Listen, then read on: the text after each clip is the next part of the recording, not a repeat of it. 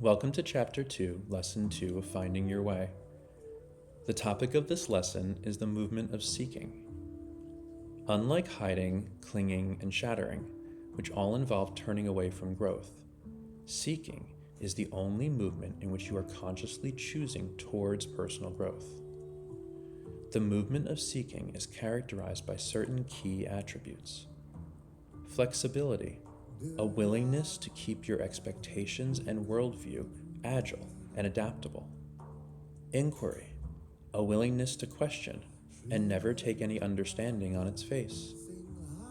Openness, a willingness to try new experiences and adopt new frames by which to understand reality. Moving with seeking means understanding that we never have all of the answers, and each moment can be an opportunity to learn more. It does not mean blindly accepting whatever we read or are told, and it does not mean clinging to any of our current beliefs as an ultimate truth. As with all movements, a movement of seeking can be more or less skillful. An unskillful seeking lacks careful discernment, leading to recklessness or a naive approach, whereas skillful seeking means integrating what resonates and setting aside the rest.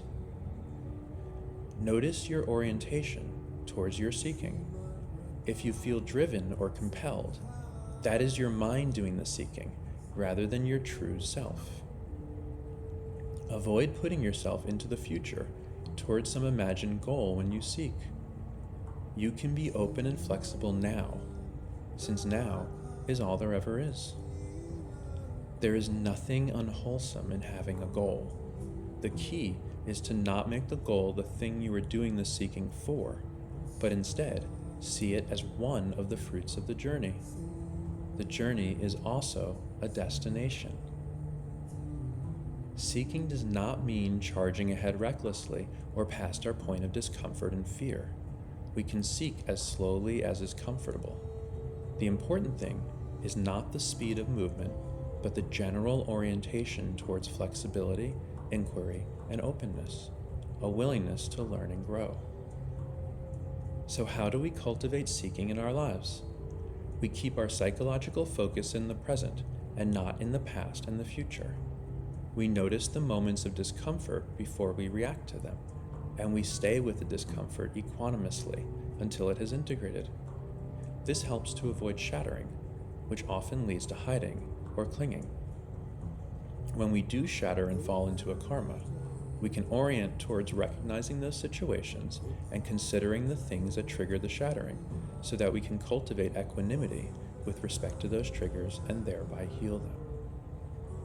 When we notice that we are hiding or clinging, we similarly look at the situation that gave rise to those movements from an attitude of inquiry, without chastising ourselves for any perceived failures.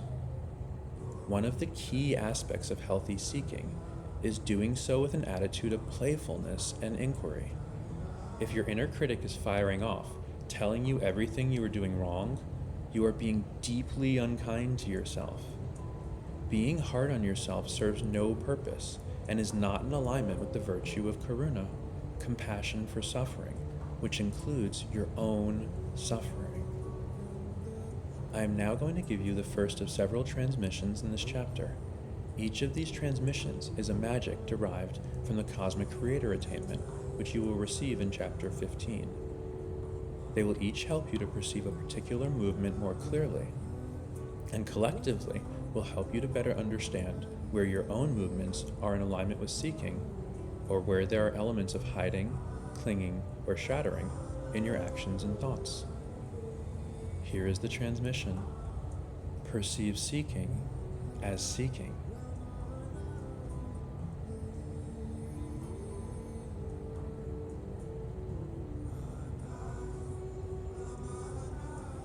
Spend some time after this lesson paying attention to your own movements and try to see how often you are legitimately seeking and how often you are hiding, clinging, or shattering in some respect.